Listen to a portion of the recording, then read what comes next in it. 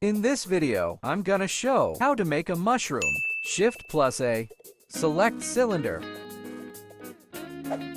Make it 10 vertices.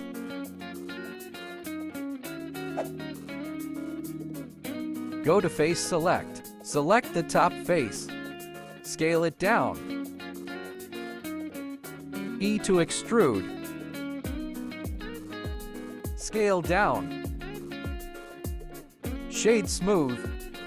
Auto smooth. Shift+A. Select the icosphere. Scale it up. Go to Face Select. Shift+Z. Select the bottom faces. Press Delete and select Faces. Select the bottom vertices. F to fill.